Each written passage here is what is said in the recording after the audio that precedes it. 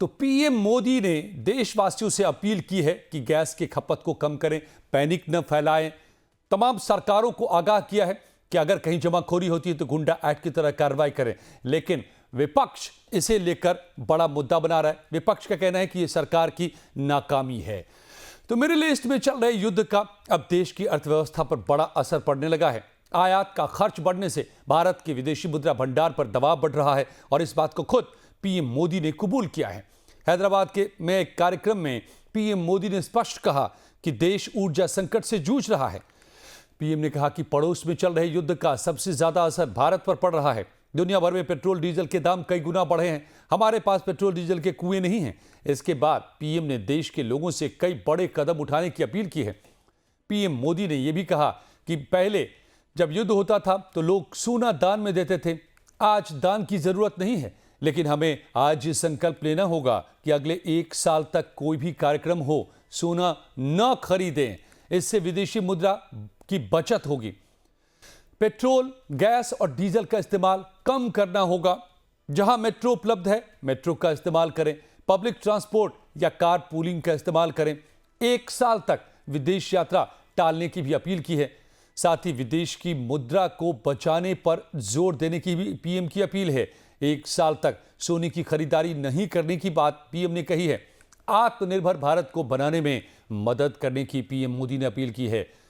तो पीएम मोदी ने कहा कि वैश्विक चुनौतियों के बीच आर्थिक दबाव बढ़ रहा है, इसका जनता पर बोझ न पड़े, इसलिए उसे सरकार झेल रही है।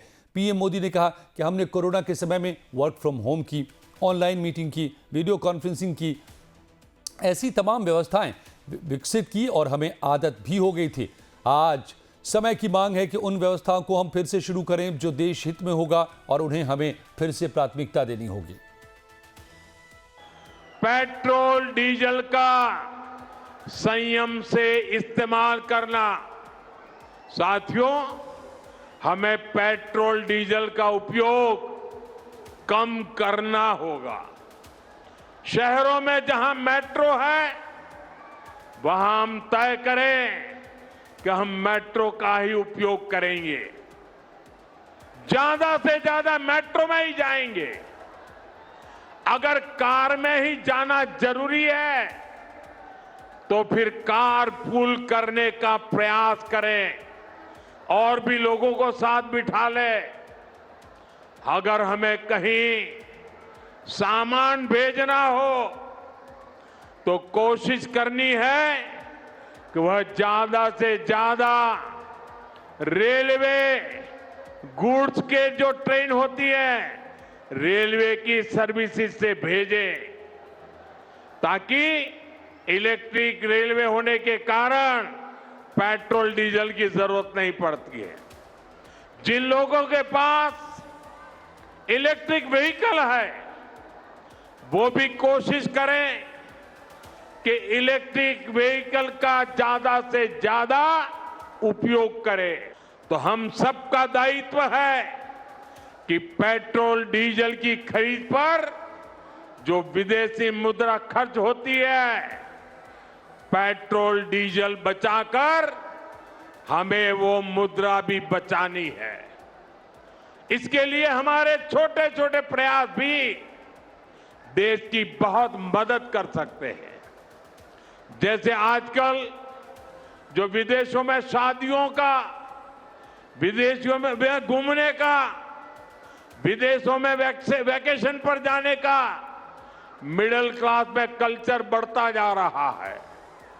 हमें तय करना होगा कि जब ये संकट का काल है और हमारी देशभक्ति हमें ललकार रही है तो कम से कम 1 साल के लिए हमें विदेशों में जाने की बातों को टालना चाहिए। जी हाँ, तो पीएम मोदी की आप अपील सुन रहे थे और वो वजह भी बता रहे थे और इसका समाधान के तौर पर जो अपील कर रहे थे वो भी आपने सुना। लेकिन पीएम मोदी के इस बयान पर अब कांग्रेस की भी प्रतिक्रिया सामने आई है। महासचिव कांग्रेस के हैं केसी वेणुगोपाल, उन्होंने एक्स पर लिखा कि ईरान अमेरिका युद्ध को 3 महीने बीत चुके हैं, लेकिन पीएम मोदी को अब भी ये समझ नहीं आ रहा कि भारत की ऊर्जा सुरक्षा कैसे सुनिश्चित की जाए। ये बेहद शर्मनाक, गैर जिम्मेदाराना और पूरी तरह से अनैतिक है। पीएम मोदी इस वैश्विक संकट से हमारी अर्थव्यवस्था को बचाने के लिए कोई आपातकालीन योजना बनाने के बजाय आम नागरिकों को मुश्किल में डाल रहे हैं। जब चुनाव और ओछी राजनीति ही पीएम की एकमात्र प्राथमिकता बन जाती है तो इसका अंतिम परिणाम एक आसन्न आर्थिक तबाही ही होती है। पीएम और उनकी सरकार को यह सुनिश्चित करने के लिए सभी आवश्यक इंतजाम करने चाहिए, हमारे पास ईंधन का पर्याप्त भंडार हो और उनकी खराब योजना के चलते किसी भी नागरिक को किसी भी तरह की परेशानी का सामना न करना पड़े। तो कांग्रेस ने सीधा पलटवार किया है, हमला किया है, सरकार के ऊपर व्यवस्था की नाकामी का आरोप लगाया है। तो महाराष्ट्र के मुख्यमंत्री देवेंद्र फडणवीस ने पीएम मोदी के बयान का बचाव करते हुए कहा कि पीएम सभी को अलर्ट रहने को कह रहे हैं। अमेरिका, इजराइल और ईरान के युद्ध के कारण तेल और गैस की कमी तैयार हुई है। हमारे बाजू के देशों में तो इसकी इतनी किल्लत है, फिर भी हमारे प्रधानमंत्री जी ने बड़े पैमाने पर अपने सप्लाई को अफेक्ट नहीं होने दिया। हमको तेल, गैस सब मिल रहा है, लेकिन अगर हम लोग इस तकलीफ को समझेंगे नहीं और इसका इस्तेमाल अगर ठीक ढंग से नहीं करेंगे तो मुझे ऐसा लगता है कि हमको भी किल्लत का सामना करना पड़ेगा। इसलिए प्रधानमंत्री जी ने जो कहा है, सारे देशवासी उसके ऊपर अमल करें। तो पीएम मोदी की ये अपील से सवाल ये भी उठ रहे हैं कि क्या कुछ बड़ा होने वाला है, क्या ये युद्ध और भड़क सकता है, क्या आने वाले दिनों में मुश्किलें और बढ़ सकती हैं, या फिर अब तक की जो मुश्किलें हैं उनसे निपटने की ये सरकार की अपील है। मेरे साथ अर्थशास्त्री भी जुड़ेंगे, राजनीतिक विश्लेषक भी जुड़ेंगे, हमारी संवाददाता भी जुड़ेंगे, लेकिन सबसे पहले अनुज कुमार साहब, defence expert, retired major general, मेरे साथ जुड़ चुके हैं। बहुत बहुत स्वागत है सर आपका। Good morning to you. जय Hind Ajay, happy morning. Sir, ये जिस पर हम लोग महीनों से बात करते रहे हैं, जिस तरह के हालात हॉर्मुज बंद होने के बाद से पैदा हुए हैं पूरी दुनिया में, ये हम देख रहे हैं। अब जो पीएम ने अपील की है देश की जनता से, तो क्या माना जाए कि ये युद्ध के हालात जो अभी बने हुए हैं, समझौते की भी कोशिशें हो रही हैं, लेकिन बीच बीच में झड़पें भी हो रही हैं, तो ये पूरा मामला क्या कहां जा रहा है? क्या आगे कुछ और बड़ा तो नहीं होने वाला है पीएम की अपील के बाद? ये भी अंदेशा लोगों के मन में आ रहा है। क्या है युद्ध के हालात इस वक्त मैदान में? अजय देखिए, युद्ध के हालात जिस प्रकार से आप चीजें आगे बढ़ रही हैं, मुझे ये लगता है कि ये युद्ध समाप्ति बहुत जल्द होने वाली नहीं है। ये बात बिल्कुल निश्चित है, और चूंकि ये बात लगभग निश्चित है कि ये युद्ध जल्दीबाजी में समाप्त नहीं होगा, तो हमको ये देखने की आवश्यकता है कि इसके और क्या प्रभाव भारत पर, खास तौर पे भारत की अर्थव्यवस्था के ऊपर पड़ सकते हैं। और इस वजह से मेरा ये मानना है कि ये एक बहुत अच्छा, बहुत टाइमली अपील है।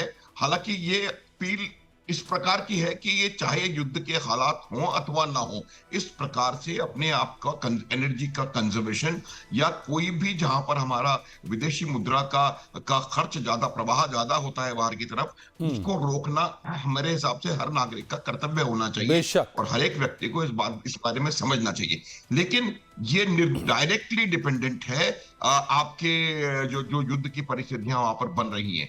अभी और देखिएगा आप किस प्रकार से चीजें और कॉम्प्लिकेट होने वाली हैं। वो ईरान ने एक और नया शगुफा छोड़ दिया है कि हम जो वहां पर अंडरग्राउंड केबल्स लगे हुए हैं और जिनसे पूरा आपका डेटा ट्रांसफर हो रहा है, और इतना, तो उसके ऊपर भी टैक्स लगाने की वो बातचीत कर रहे हैं या उनको डिसरप्ट करने की बात कर रहे हैं। उसका भी डायरेक्ट असर भारत के ऊपर होने वाला है, पूरे विश्व के ऊपर होने वाला है। तो ये बात सोचते हुए कि किस प्रकार के हालात वहां बन रहे हैं, कैसे जो वार्ता है वो लगातार टूटती चली जा, अभी जो 14 पॉइंट उन्होंने भेजे और कुछ उनका जवाब आया, अब ट्रंप कहते हैं उन्हें उसका जवाब मंजूर नहीं है, और जिस प्रकार से हालात बढ़ रहे हैं, मुझे लगता है कि ये युद्ध और लंबा खिंच सकता है। उसका वैश्विक तेल आपूर्ति पर, वैश्विक ऊर्जा आपूर्ति पर भयंकर असर होने वाला हो सकता है, और डायरेक्टली भारत के ऊपर, साउथ एशिया के देशों के ऊपर, साउथ ईस्ट एशिया के देशों के ऊपर इसका ज्यादा असर होगा, क्योंकि अधिकतर उनका जो तेल है उसका आयात ये पश्चिम एशियाई देशों से होता है। तो मेरा ये मानना है कि इस प्रकार के मेजर्स अगर हम लें तो ये हमारे देश के लिए बहुत अच्छा होगा। और मैं इस बात को बिल्कुल नहीं मानता हूं जो कि कुछ लोग कह रहे हैं कि ये नाकामी है, फेलियर है। मेरा ये मानना है कि हम लोगों ने बहुत बेहतर तरीके से हमने अभी तक अपने अपने इसको हैंडल किया है। जब पूरी दुनिया में तेल की कीमतें आसमान छू रही हैं, अमेरिका जैसे देश में जो कि एनर्जी सरप्लस कंट्री है, वहां भी देश में तेल की कीमतें दुगनी के करीब लगभग हो गई हैं। ऐसे परिस्थिति में अगर हमने 2-3 महीने भी अपने आप को पूरी तरह से बचा के, न केवल अपने आप को बचा के रखा है बल्कि अपने जो नेबरिंग कंट्रीज हैं उनकी भी मदद करी है, तो ये मेरा मानना है कि ये एक बहुत इसको एक अच्छी सफल स्ट्रेटेजी एफिशिएंट मैनेजमेंट हम कह सकते हैं। बजाय एक सेकंड और एक लाइन और बोलूंगा कि बजाय इसके कि हर चीज में नाकामी देखने के बजाय इसको सकारात्मक तौर पे देखना चाहिए। और ये एक बहुत बेहतर, मेरे हिसाब से मेरा आकलन है कि बहुत बेहतर अपील है। आप देखिए पाकिस्तान में कुछ दिन पहले, जिस दिन ये हुआ था उसी दिन से वहां पर इतना जबरदस्त, कोई कंपैरिजन नहीं कर रहा हूं मैं, लेकिन मेरा ये मानना है कि इस प्रकार की बातें करने की आवश्यकता हमको है। अजय जी जी, हमारे साथ संजय मिश्रा साहब राजनीतिक विशेषज्ञ भी जुड़ गए हैं। संजय जी, हमने देखा था पहलगाम और उसके बाद ऑपरेशन सिंदूर के दौर में भी विपक्ष ने कैसे किस किस तरह के और कितने सवाल उठाए थे। आज ईरान, अमेरिका, इजराइल के बीच में युद्ध चल रहा है और उसका असर पूरी दुनिया पर पड़ रहा है, भारत पर भी पड़ना तय था, तय है और तय रहेगा। अब इसमें अगर पीएम मोदी ने कंजर्वेशन का रूट लिया है, देशवासियों से अपील की है, तो विपक्ष इसे मिसमैनेजमेंट बता रहा है। क्या यह पॉलिटिक्स है या वाकई मिसमैनेजमेंट है? नहीं, देखिए, पॉलिटिकल पार्टियों का काम है, चाहे वो सत्ता पक्ष हो या विपक्ष हो, वो लोग राजनीति करेंगे। लेकिन सच तो यही है कि कहीं ना कहीं विफलता दिख रही है। ये आपको जब प्रधानमंत्री जी ने जो ये ज्ञान देश को दिया है, सलाह जो दी है, आपने इनके पास, आपने देखा कि आपके जनता के पास विकल्प क्या है। वर्क फ्रॉम होम की सजेशन आपने किसे दे रहे हैं? आप देश की नागरिक को दे रहे हैं। फिर किसान क्या करेंगे? किसानी छोड़ दें। जो इनका सजेशन है, 1 साल तक जिसके घर में कोई किसी की बच्ची की शादी है, आप सलाह दे रहे हैं कि भैया तुम गोल्ड मत खरीदो। तो फिर विकल्प तो आपने नहीं दिया जनता को, आपने सलाह दे दिया। आप जहां तक डीजल और पेट्रोल की बात है, आप एक छोटी सी बात उठा करके देखिए कि बंगाल के चुनाव में कई हजार लीटर आपने पेट्रोल डीजल फूंक दिया। जब तो आपका सजेशन ये कहां था? जब तो अपने लोगों को आपने नहीं बोला भाई इतना प्रचार पे गाड़ियां नहीं लगानी है, इतनी भागदौड़ नहीं करने हैं, हमें पेट्रोल और डीजल बचाने हैं। तब जाकर के लगता है कि कहीं ना कहीं प्रधानमंत्री जी अपनी विफलता को छुपाने के लिए ये सारे प्रयास कर रहे हैं। एक सरकार का जो दायित्व होता है, क्या आपने टैक्स में कभी रिबेट दिया जो आप कम कर सकते थे? लेकिन जनता को आपने कोई तरह का रिबेट नहीं दिया है और कभी भी नहीं दिया है। और आप जब कीमत का, जब आप टैक्स में कोई बचाव दे नहीं रहे हैं, कोई राहत दे नहीं रहे हैं, फिर सिर्फ सलाह देना बिना विकल्प के, मैं नहीं समझता कि ये राजनीति नहीं है। और आप अपनी विफलताओं को नहीं छुपा रहे हैं। आपने इलेक्ट्रिक सुरक्षा क्यों नहीं बढ़ाई? आप क्यों पेट्रोल डीजल पे अभी तक आप चुपचाप बैठे हुए हैं डिपेंड होकर के? ये जनता के हाथ में तो नहीं था। आप ऑप्शन लेकर के आते, आप जैसे मेट्रो लेकर के आए हैं तो वैसे हर जगह लेकर के आते। मेट्रोपॉलिटन सिटीज में है, आप गांव-गांव में मेट्रो कर देते, आप इलेक्ट्रिक बसें लगा देते। तो आप विकल्प नहीं दे रहे हैं जनता को, आप सिर्फ सलाह दे रहे हैं।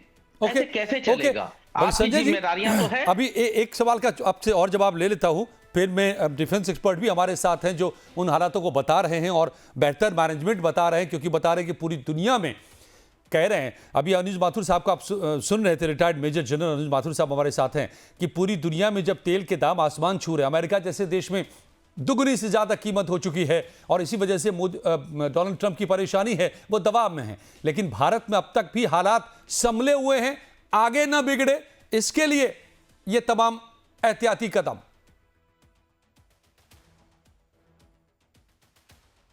ये सवाल मेरे से है जी। देखिए, जनता से आप बचत की उम्मीद करते हैं, जनता को सरकार से राहत की उम्मीद होती है। ये मैनेजमेंट गांव का किसान नहीं समझ रहा है, उसे तो सिर्फ अपने खेती के लिए, क्या किसानी के लिए उसको जो डीजल चाहिए उतना ही उपयोग करता है। आपने रेट इतने कर रखे हैं कि किसान तो चाहता है कि 1 लीटर में हमारे 5 घंटा तेल की पानी की सिंचाई हो जाए। हमारा ट्रैक्टर जो 1 लीटर में एक घंटा चलता है वो 4 घंटा चल जाए। किसान तो बचत के बारे में सोच रहा है, आम जनता सोच रही है। साहब, हम गाड़ी लेकर के नोएडा जाते हैं, हमें ऐसा लगता है कि मेरा पेट्रोल यदि 1000 रुपए का लग रहा है, ये बहुत महंगा है, 700 का लगना चाहिए था, 600 का लगना चाहिए था। तो ये विकल्प आप दे नहीं रहे हैं देश की जनता को, सिर्फ सलाह दे रहे हैं, जबकि आपकी जिम्मेदारी थी देश की जनता को विकल्प देना। आपने विकल्प नहीं दिया। देश की जनता के सर पे आपकी विफलताओं के कारण देश की जनता महंगाई भुगत रही है, बेरोजगारी से भाग रही है, परेशान है देश की जनता। लेकिन आप क्या देख रहे हैं? आप सिर्फ वही चीज देख रहे हैं कि आपकी सत्ता कैसे बरकरार रहे। आप अपनी विफलताओं को देश की जनता के सामने बताइए कि आपकी मैनेजमेंट फेल रही है, आपकी विदेश नीति फेल रही है। ओके सर, कर्तव्य बनता था। ठीक है संजय जी, मैं आता हूं। खुशबू सिंह हमारे साथ जिम्मेदार जुड़ गई, हमारी संवाददाता दिल्ली से। खुशबू, तो अब इस पर तो राजनीति शुरू हो गई है, क्या जी? संजय जी, मैं तुरंत लौटूंगा आपके पास लौटूंगा, और माथुर साहब के पास भी लौटूंगा। जी जी खुशबू, लेकिन शुरुआत हो गई है वार पलटवार की। मुद्दा गंभीर है, लेकिन कांग्रेस सीधे सीधे इसको मिसमैनेजमेंट कह रही है। जी बिल्कुल अजय, जिस तरीके से प्रधानमंत्री ने अपने भाषण में, एक बार आपको याद होगा पहले भी सदन के भीतर भी उन्होंने ये चीज कही थी, जब लगातार युद्ध की स्थिति बन रही थी और शुरू हो चुका था युद्ध, उस समय भी उन्होंने कहा था, जब क्राइसिस शुरू हो चुके थे सिलेंडर के, कि हो सकता है परिस्थितियां विकट भी हो सकती हैं और हमें तैयार रहना पड़ेगा, कोरोना काल जैसी स्थिति हो सकती है। एक बार फिर से हैदराबाद से प्रधानमंत्री ने अपने स्पीच में साफ कर दिया है कि परिस्थितियां जिस तरीके से कोरोना काल में हमने संभाली थी, हम जिस तरीके से आम लोगों से अपील की गई है, एक तरीके से कहा जाए आर्थिक देशभक्ति का आह्वान किया गया है कि भैया आप जो भी अपना, अब चाहे गोल्ड की बात कर लीजिए, चाहे पेट्रोल डीजल की बात कर लीजिए, कहा जा रहा है कि वर्क फ्रॉम होम करिए। जिस तरीके से पेट्रोल डीजल की क्राइसिस और जिस तरीके से लगातार सरकारी कंपनियां घाटे में हैं, इंटरनेशनल मार्केट में क्रूड ऑयल के दाम बढ़ गए हैं, लेकिन अभी तक भारत में स्थिति संभाली गई थी। पुराने पिछले जो कोई कीमतें थी, उन्हीं कीमतों पे बेचा जा रहा था, और जिसके चलते लगातार सरकार को भी, तेल कंपनियों के साथ साथ सरकार को भी भारी नुकसान हो रहा है। यही कारण है कि एक बार फिर से हैदराबाद से खुले मन से प्रधानमंत्री ने आह्वान, और कहीं ना कहीं अब एक तरीके से एक तैयारी का संकेत है, लोगों को भी अब तैयार रहना पड़ेगा कि हो सकता है स्थिति और खराब हो, और इन चीजों के मद्देनजर पहले से ही तैयारी करनी पड़ेगी। हालांकि अब पलटवार का दौर जरूर शुरू हो चुका है। लगातार कांग्रेस की बात कर रहे थे आप, कांग्रेस लगातार इस मुद्दे को उठा रही थी। कांग्रेस बार बार कह रही थी, जिस तरीके से चाहे वो रशिया से तेल ना खरीदने का मुद्दा हो, चाहे अमेरिका की तमाम शर्तें मानने का मुद्दा हो, उन तमाम मुद्दों के बीच अब एक बार फिर से प्रधानमंत्री का ये भाषण कहीं ना कहीं एक कह लीजिए कि सीधे तौर पे अब विपक्ष इसको भुनाने की कोशिश करेगा। विपक्ष साफ तौर पे कह रहा है कि मिसमैनेजमेंट है, रूस से हमने तेल खरीदना बंद कर दिया, ईरान से हमारे संबंध अच्छे थे, जो हमने उन संबंधों को भी हम नहीं भुना पा रहे हैं। ये सारे तमाम जो एलिगेशंस है वो विपक्ष की तरफ से लगाए जा रहे हैं, और जिस तरीके से इंटरनेशनल मार्केट में हर तरफ देखने को मिल रहा है, न सिर्फ भारत, हर जो पूरे विदेशों में भी इसका सीधे सीधे तौर पे जिस तरीके से असर देखने को मिल रहा है, चाहे महंगाई की बात करिए, चाहे किचन से उठा के देख लीजिए, महंगाई किस तरीके से बढ़ती जा रही है दिन ब दिन। बिल्कुल बिल्कुल खुशबू, तो ये जो है अब इसको लेकर के विपक्ष का कहना साफ तौर पे जो आप बता रही हैं कि ये मिसमैनेजमेंट, विपक्ष का आरोप सरकार के ऊपर में। शुक्रिया आपका, लेकिन सवाल यह है कि हम कहां खड़े हैं, कहां देश की इकॉनमी खड़ी है, कहां जनता की इकॉनमी खड़ी है, सिस्टम क्या इस वक्त लाचार होता नजर आ रहा है। ये जो एक ग्लोबल टेंशन बना हुआ है और मिडिल ईस्ट का जो टेंशन बना हुआ है, हमारे साथ अर्थशास्त्री भी जुड़ चुके हैं, उनसे भी मैं समझूंगा। आकाश जिंदल साहब से कुछ ही पलों में बने रहिए इस अहम सवाल पर कि आखिर क्या चल रहा है मिडिल ईस्ट में और इसका क्या असर हम पर, आप पर और देश पर पड़ने वाला है।